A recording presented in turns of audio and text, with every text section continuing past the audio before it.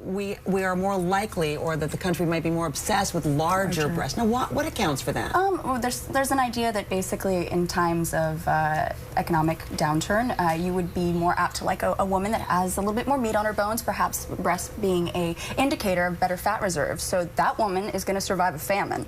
I want that woman on my team. Cats in space! Astronauts generally have a problem with bone density loss and atrophy because of the long periods of time in a small space. So some scientists think that if you expose astronauts to the same frequency as a purr, you can actually improve bone density and decrease the amount of atrophy in astronauts. These octopuses, they're just constantly, changing and adapting to become a stealthy ninja of the sea. Usually being called a shrimp is an insult, but if you call somebody a mantis shrimp, you might as well just call them a swift and effective death machine. So you don't even see it coming. It's just walking down the street dead.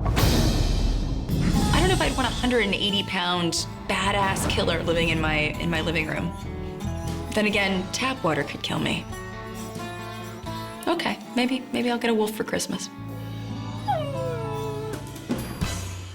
Hey guys, it's Natalia Reagan for DNews, and I'm ready to take a bite out of some science. Teeth, they are amazing. They can tell us so much about someone's diet, background, overall health, their hygiene or lack thereof. Hey everyone, it's Natalia Reagan back at it again at DNews. First of all, it is time that we start teaching our kids as soon as they can talk, and adults for that matter, that there is no biological basis for racial classification. In terms of biology, race doesn't exist. Now that's not to say race isn't real, though it's important to understand that race is a cultural construct, that humans created this and it has nothing to do with our biology. There are no distinct genetic boundaries for the groups commonly called races. All right, but I've got one to trump them all. A monstrous relic from eons ago with bony impenetrable scales and rows of sharp pointy teeth.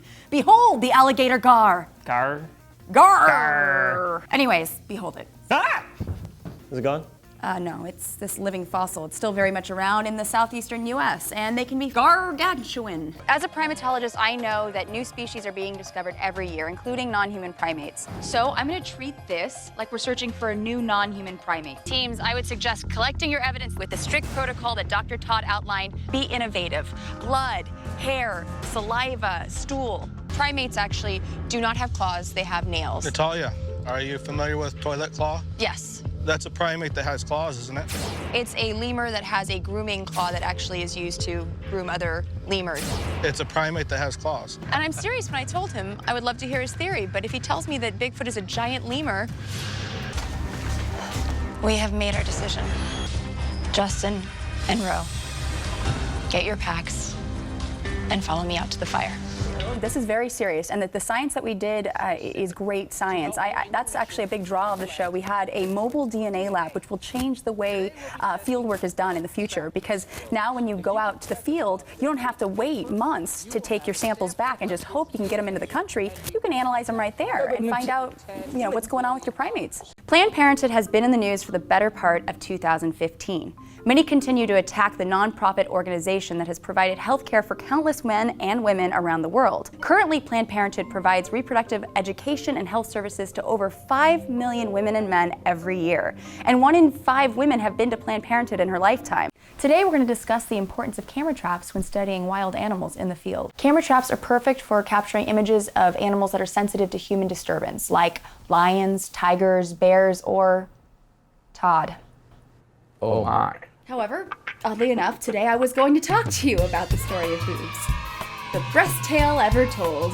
So the theory goes that our ancestors, upright walking hominids, evolved from Miocene apes, meaning they went from walking on all fours to walking on 2 legs. Many squatchers believe that the big guy has terrifying, flesh-ripping claws, though marmosets and tamarins, small-bodied primates like this fellow, fiddle faddle, have evolved to have claw-like nails to help them scramble up trees like squirrels in search of gum as part of their diet. Hey, who knows, maybe Squatch is a fan of the good old mani-pedi.